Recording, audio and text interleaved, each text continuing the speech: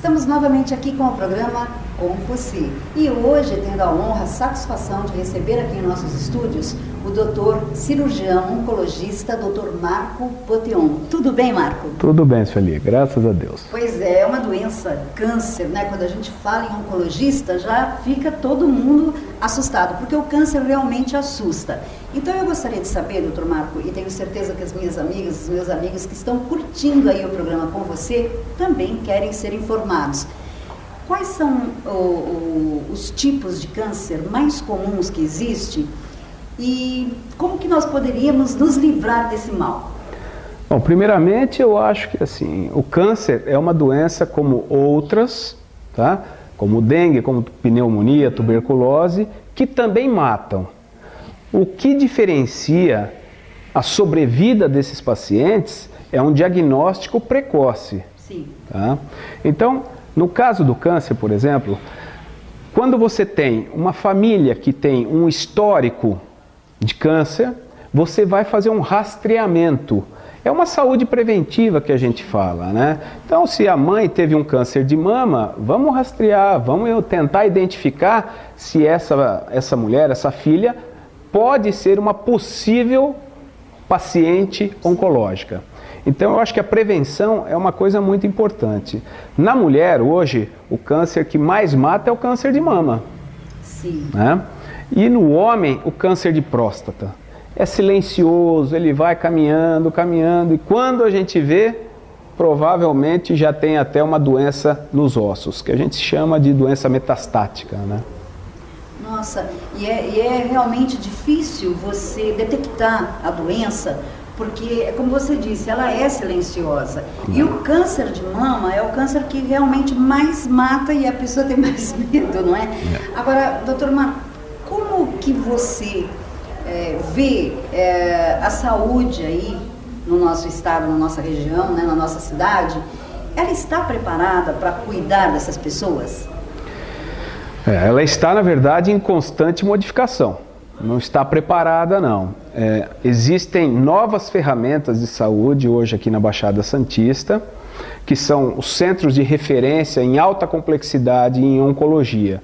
Na Baixada nós temos a Santa Casa, a Beneficência Portuguesa, o Hospital Guilherme Álvaro e o Hospital Santo Amaro, no Guarujá. Só que só Beneficência Portuguesa e Santa Casa, e agora Hospital Guilherme Álvaro, que nós temos o aparelho de radioterapia. Nas outras unidades, Santo Amaro, por exemplo, nós só temos aqui na parte de quimioterapia e cirurgia. Sim. Então, assim, a região ela está se reestruturando em termos de alta complexidade para atender pacientes oncológicos. Mas está caminhando, está avançando bastante. Olha só, isso é muito bom, não é? Bom, doutor Marco, você falou aí em radioterapia, quimioterapia. Eu gostaria de saber, porque todo mundo que já passou por essa doença, que teve que fazer esse procedimento da quimioterapia e também da radioterapia, diz que é muito triste, muito chato, a pessoa se sente muito mal, passa mal 2, 3 dias. Isso é mito, isso procede, é verdade? Não, existe sim, mas eu costumo comparar as demais doenças também. Por exemplo, quando nós temos dengue, é dor no corpo, é febre, é vômito, é diarreia, o paciente fica em casa, fica na cama, não consegue levantar, não consegue trabalhar, indisposição. O câncer também é assim, como todas as outras doenças, porque são sinais e sintomas que vão aparecendo muito semelhantes. No caso dos pacientes oncológicos, quando eles fazem a quimioterapia, o quadro imunológico dele cai muito. Células brancas do sangue começam a diminuir, causando as leucopenias. Sim. Isso dá febre, acaba ocasionando infecções secundárias, internações para usos de antibiótico e tudo mais. Então, eu assemelho muito essas patologias, essas doenças, tanto câncer quanto dengue, pneumonia e tal.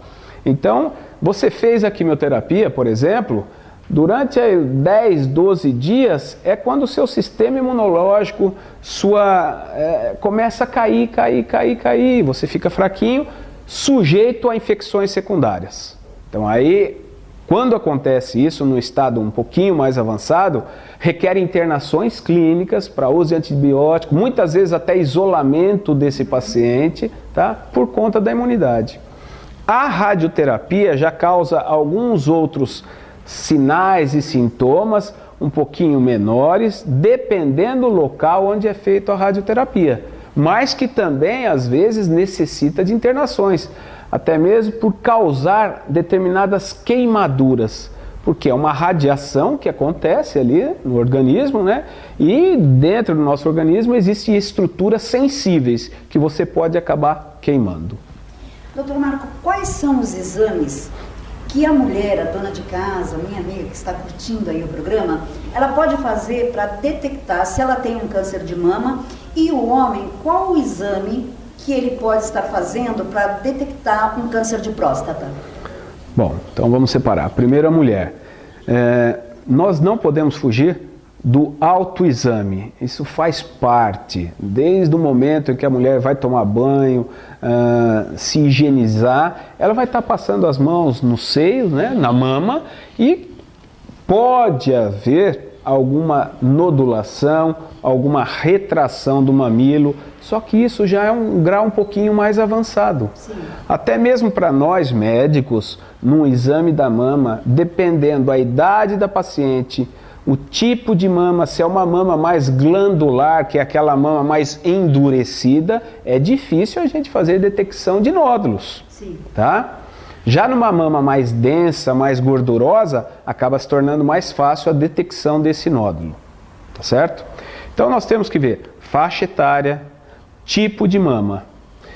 E eu sempre faço, a partir da mama um pouquinho maior, sempre faço ultrassom, mamografia e os exames de sangue, que são marcadores tumorais específicos, no caso de mama que nós estamos falando, específico para câncer de mama, que é o CA15.3. Então eu faço esses exames até mesmo como uma prevenção, tá certo? Como uma prevenção.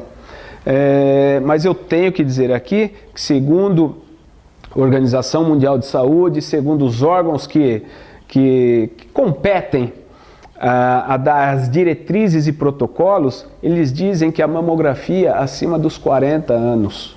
Eu não faço isso, porque a gente tem visto na prática a faixa etária cair muito. Meninas de 20 e 30 anos de idade com câncer. Então o meu protocolo realmente é esse. Eu utilizo do ultrassom, da mamografia e de marcadores tumorais para a mulher. No homem, câncer de próstata, ele sempre vai ter alguns sinais e sintomas também, como por exemplo uma dificuldade para urinar, tá? Uma dorzinha lá embaixo na região perineal que a gente fala. Então aí o paciente tem que procurar um médico, fazer um exame de urina e, dependendo da faixa etária, acima dos 40 anos, também fazer o exame de toque, o exame de sangue, que é para ver o antígeno prostático, que é o tal do PSA, e fazer um ultrassom da próstata. Aí você tem um protocolo fechado para se fazer um diagnóstico. Olha, então você aí, minha amiga, você, meu amigo, estão sendo informados aí, você que tem uma mama grande, não é? Você vai poder se tocar, poder ver se você não tem um nódulo. E o homem também, se ele sentir que ele tem uma queimação, uma ardência, uma dorzinha no canal, né? Procurar realmente o médico. Porque muita gente, doutor Marco, não sabe, não é? Muita gente tem dúvidas. Por exemplo, eu também achava assim que muitos médicos falam, né? Eles dão uma opinião, olha, você tem um câncer de mama, então você é cirúrgico. Ou então você vai para o tratamento de radioterapia e quimioterapia. Nesse caso, o que você aconselha? Aí nós temos que fazer o estadiamento dessa paciente, tá? Então vamos lá. Existem tumores até 2,5 centímetros, 3 centímetros. Esse dá para a gente fazer uma cirurgia mais localizada, retirando somente uma porção da mama. E aí a gente faz também a pesquisa do linfonodo sentinela. Isso é muito importante. O linfonodo sentinela é o primeiro gânglio na axila que é marcado pela injeção de um iodo radioativo que é injetado na mama e que vai fazer a marcação desse linfonodo sentinela. Então, esses tumores até 2,5 centímetros, 3 centímetros, a gente faz a ressecção parcial da mama, retira o linfonodo sentinela e durante a cirurgia a gente fica sabendo se este linfonodo está ou não comprometido, ou seja, está ou não com a doença. Sim. Se estiver com a doença, nós temos que progredir a cirurgia e fazer o esvaziamento axilar, tirar todos os gânglios da axila. Esse tipo de tratamento para pacientes com nódulos até 2,5, 3 centímetros. Casos mais avançados, com tumores maiores, a gente retira ou faz uma biópsia, retira esse nódulo, fazemos a quimioterapia e dependendo do resultado, a gente depois opera essa paciente, retira a mama e aí é feita a complementação com nova quimioterapia e com radioterapia. Bom, doutor Marco, para terminar, não é, para suas considerações finais aqui, eu gostaria de saber como é que anda a saúde aqui na nossa região de Santos, não é, ou também em outras regiões, como é que anda aí, a quantas andam, não é? As novidades aí, o que vem pela frente, para que a nossa população fique aí sobre alerta, não é? Eu acho assim, a entrada principal do Sistema Único de Saúde é a atenção básica às unidades básicas de saúde, que eu acho que tem muito a melhorar ainda. E uma das propostas que eu tenho, que participamos até mesmo da formação da proposta para o prefeito Paulo Alexandre Barbosa, é uma iniciativa seguinte, é a gente colocar um médico no período integral, ou seja, da hora que a unidade básica de saúde abre até a hora que fecha, um médico para atender livre demanda. O que é isso? Nas unidades básicas de saúde fica um médico para atender lá 16 consultas. Ele terminou essas 16 consultas, que são pacientes com hipertensão, diabetes, aqueles que têm consultas de rotina, ele vai embora. E a unidade básica fica aberta, ociosa, durante o período todo do dia. A nossa proposta é de colocar um médico lá, da hora que abre até a hora que fecha, para atender livre demanda. Ou seja, o munícipe daquela região, daquele bairro, se tiver com diarreia, com vômito, seja lá o que for, ele vai primeiro nessa unidade básica de saúde, passa pelo atendimento. Tá? Por que isso? Justamente para desafogar os prontos-socorros. Porque o pronto-socorro ele é para atendimento de urgência e emergência. Mas o munícipe daquela região, daquele bairro, ele vai até o pronto-socorro porque ele não consegue uma consulta na unidade básica. Então, se a gente fidelizar o atendimento desse munícipe, daquele bairro, naquela unidade básica de saúde, os pronto-socorros vão ficar muito mais vazios. E justamente para quê? Para atendimento de urgência e emergência. Olha que maravilha, não é? Bom, doutor, eu queria agora suas considerações finais e te convidar mais vezes para que você venha falar aí sobre o câncer, né? Não só o de mama, mas todos os cânceres que aí existem na medicina, para que a população, a sociedade fique aí atenta, né? Tenha um alerta para fazer os exames, porque a gente está sempre informando a necessidade de se fazer principalmente o exame do câncer de mama e também da próstata. A cultura nossa brasileira é muito difícil. Nós não lidamos com a saúde preventiva e é isso que eu acho que falta no nosso país. Bom, eu só tenho que te agradecer. Muitíssimo obrigado pela entrevista, gostei muito e venha mais vezes. Ok, obrigado, Sueli. Boa noite.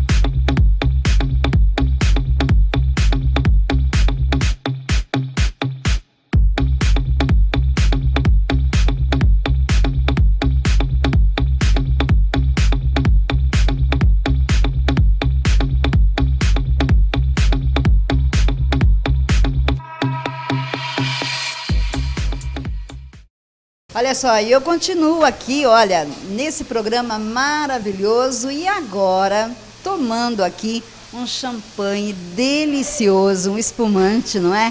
Com a minha amiga Cristina Orosa. Tudo bem, Cristina? Tudo bem. Cristina, olha, eu estou assim me sentindo super honrada em estar no teu espaço maravilhoso junto com você. E olha, confesso que está uma maravilha. Amei ver aí o mega hair que você colocou. Gente, que maravilha, você está de parabéns, uma profissional encantadora. E Cristina Orosa, esse nome tem história, não é? Eu gostaria que você contasse um pouquinho da sua história. Olha, eu comecei alguns anos atrás, aos meus 17 anos de idade. Eu atualmente estou aos 37 anos de idade, há uns 20 anos quase de carreira. Eu gosto muito desse trabalho, é um trabalho muito gratificante, porque além de você trabalhar com a beleza, com as pessoas, você também pode estar usando esse trabalho para estar usando com a saúde das pessoas, deixando elas com autoestima melhor em alguns momentos da vida que nem sempre são satisfatórios. Isso me deixa muito feliz profissionalmente. Cristina, eu sei que você é uma das únicas pessoas aqui na cidade de Santos que trabalha com próteses, né? E eu acho esse trabalho maravilhoso. Eu sei que você trabalha com mega hair, trabalha com próteses, eu sei que você fez cursos fora do país aqui, você fez vários cursos, mas eu gostaria, nesse programa especialmente, no outro nós vamos falar das próteses, mas nesse, como nós já mostramos, eu gostaria de falar do mega hair. Aliás, não é? O meu mega hair foi a Cristina Orosa que colocou. Eu estou assim super satisfeita, eu amei, porque você sabe, eu tenho um pouquinho o cabelinho muito fino, e às vezes você tem uma festa, você quer prender o cabelo, você quer pôr um cacho, você quer fazer coisas diferentes e você não consegue. Então, para as pessoas que têm pouco cabelo como eu indico, porque eu acho que você pode trabalhar mais o seu visual, você fica com um visual mais bonito, e a Cristina Orosa aqui faz tudo isso, olha, e com uma perfeição que nós estamos mostrando aí para todos vocês, esse trabalho maravilhoso que somente a Cristina Orosa aqui na cidade de Santos faz. Cristina, conta para mim, como é trabalhar com o mega hair? O mega hair, ele tem uma vasta gama de ideias. O ideal do mega hair, ele pode servir para um volume, para um alongamento, para um aplique de uma noiva, de um casamento. Ele serve também para um uso diário, para quem não tem muito cabelo, mas quer dar um up, para aquelas pessoas que têm cabelo crespo e não conseguem dar continuidade no alongamento, no crescimento do cabelo, a gente acaba fazendo esse trabalho. Então o mega hair é um acessório atual, bem quisto pelas mulheres de fama, da Globo, etc, etc, por conta desse look que é imediatista, né? É algo que você consegue fazer em poucas horas.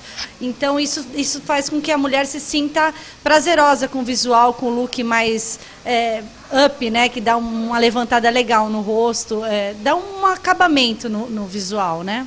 Com certeza. E o que eu acho mais importante é que esse mega hair, a mulher ela pode estar tomando seu banho, ela mesma lava o seu cabelo, ela mesma pode estar desembaraçando o cabelo, ela pode entrar numa piscina, ela pode, ela mesma pode prender o cabelo.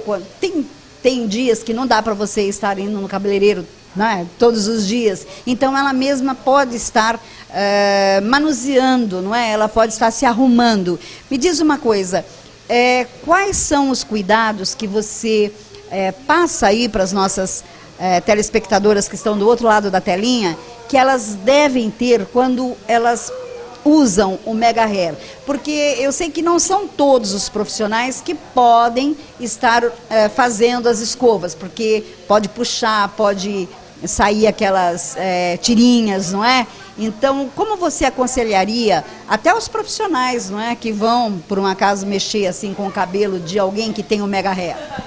Olha, o mega hair, na verdade, ele tem que ser detalhista com relação ao acabamento na hora da escovação, porque você não pode dar uma levantada muito grande na raiz do cabelo, dando aquela diferença entre o colocado e o seu próprio cabelo. Então, a pessoa tem que ter um pouco de habilidade no escovar.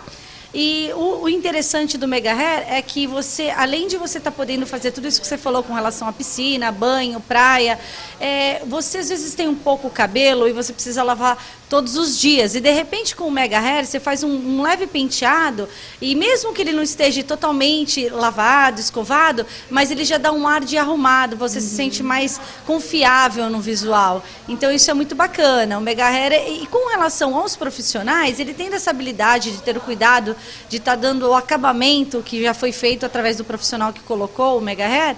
Ele tendo cuidado e zelo pela escovação e etc., o cabelo não tem problema nenhum, dá para ser usado por outros profissionais. Só tem que ter um pouquinho de cuidado, porque não é algo que possa ter muitas trações, né?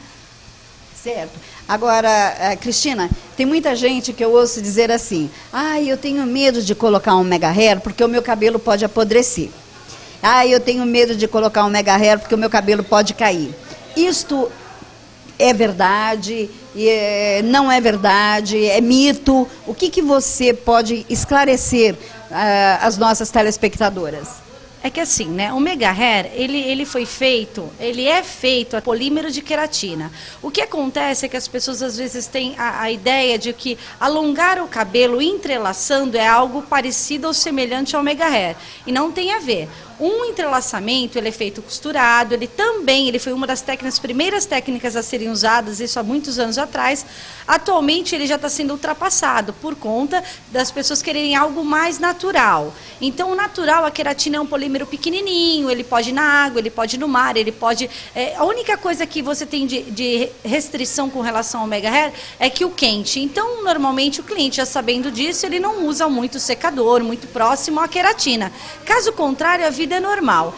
E como antigamente era usada essa técnica de entrelaçamento, que era costurado à base de tela, normalmente as telas, com o passar dos dias, elas não conseguiam secar da forma que deveria, como o Mega Hair consegue. Então isso causava mau cheiro, podendo causar até fungos no couro cabeludo. Então o alongamento à base de Mega Hair queratina é diferente de um alongamento à base de entrelaçamento. São técnicas distintas. Quando nós falamos de Mega Hair, nós falamos de queratina. E atualmente todo o mercado abrange mais a técnica do Mega Hair. Ainda é usada a técnica de entrelaçamento, mas é usado mais para cabelos afros. E como hoje em dia é difícil o cabelo afro, até os cabelos afros são bem tratados a ponto de serem lisos, então quase geral as pessoas estariam usando a técnica de Mega Hair com queratina. Olha só, tá vendo? Então, essas pessoas que têm medo de colocar o Mega Hair pensando que vai apodrecer o cabelo, tira isso da cabeça. Isso é lenda, reza a lenda e não é verdade, é mito mesmo. De quanto em quanto tempo a pessoa pode ficar com o Mega Hair e de quanto em quanto tempo ela pode estar fazendo a manutenção? Normalmente o período é de acordo com o crescimento da raiz, então seria impossível estar determinando uma data específica. Mas no geral, se um cabelo tem um crescimento muito rápido, até por conta da colocação do Mega Hair, ele estimula o crescimento, então o que seria bacana? O cliente está acompanhando com o profissional que fez. Numa média de 2 a 3 meses é o que eu normalmente indico estar fazendo a manutenção. Eu não estipulo 3 meses porque há clientes que num período de 2 meses cresce como se fossem 3. Então a gente está sempre acompanhando para dar um feedback para o cliente de como está aquele cabelo, né? Não deixar assim, sem ter uma manutenção no momento correto. Por exemplo, o meu cabelo, que é muito fino, né? E é pouquinho. O que você aconselha? Eu fazer de 2 meses ou de 3 meses? Quando tiver aproximadamente os 2 meses, eu vou estar aconselhando você a voltar para eu estar dando uma olhadinha na raiz. Se ela estiver dentro do período perfeito de crescimento, não tiver excedido o tempo normal, eu peço para que o cliente fique mais 1 mês, porque não há necessidade de estar fazendo a manutenção antes do tempo. Mas quando a gente vê que a raiz já está crescida, que está começando a dar trabalho por conta de embaraçar e porque começa já a ficar distante da raiz e a pessoa fica um pouco cismada, aí eu normalmente já estou marcando a manutenção do cliente. Olha só que bacana. E a última perguntinha, vou abusar um pouquinho mais dessa profissional competente que é a Cristina Orosa, não é? Cristina, quanto tempo eu posso ficar com o Mega Hair? Olha, um mesmo cabelo você consegue usar aproximadamente entre 6 a 8 meses. Se você fizer a manutenção correta, eu consigo manter ele com uma qualidade bacana. É que com o passar do tempo, normalmente o cabelo começa a perder alguns fios, até no escovar, no pentear, no manuseio. Então a gente acaba acrescentando algumas gramas a mais de cabelo. Eu consigo manter a base que já foi usada e tá acrescentando um pouco mais de cabelo. Bom, Cristina, o que eu queria dizer então é para deixar aqui um recado para todas as nossas amigas que queiram aí estar colocando o Mega Hair, para que elas venham até você para fazer uma avaliação. A avaliação é gratuita? Sim, a avaliação é gratuita, nós atendemos em salas individuais, na qual eu consigo conversar melhor com a cliente ou o cliente, porque hoje em dia não especificamente somente as mulheres usam Mega Hair. Então eu consigo trabalhar em salas individuais, eu consigo ter uma conversa mais aprimorada com o cliente no sentido do que ele realmente quer. Se é um Mega Hair de queratina, se é um aplique, se é um tic-tac, porque existem várias maneiras de alongar um cabelo, não somente com a queratina. Então a gente precisa primeiro entender a necessidade do cliente. Você que tem um problema aí de calvície também, não é? Você que quer colocar o seu cabelo, hoje em dia é muito importante e existem métodos muito maravilhosos aí para que você esteja usando sem danificar a raiz do seu cabelo, sem danificar a sua saúde. Basta você estar vindo aqui na Cristina Orosa, eu tenho certeza que você vai sair satisfeito e vai estar num ambiente super agradável e o que é mais importante, confiável. Bom, eu só tenho que te agradecer, muitíssimo obrigado pela entrevista, o seu espaço é maravilhoso, aqui é muito aconchegante, os seus profissionais são de primeiríssima linha e eu estou muito satisfeita em estar trabalhando com você. Obrigada e um beijo a todos, espero ter contribuído para todos ficarem um pouco melhor.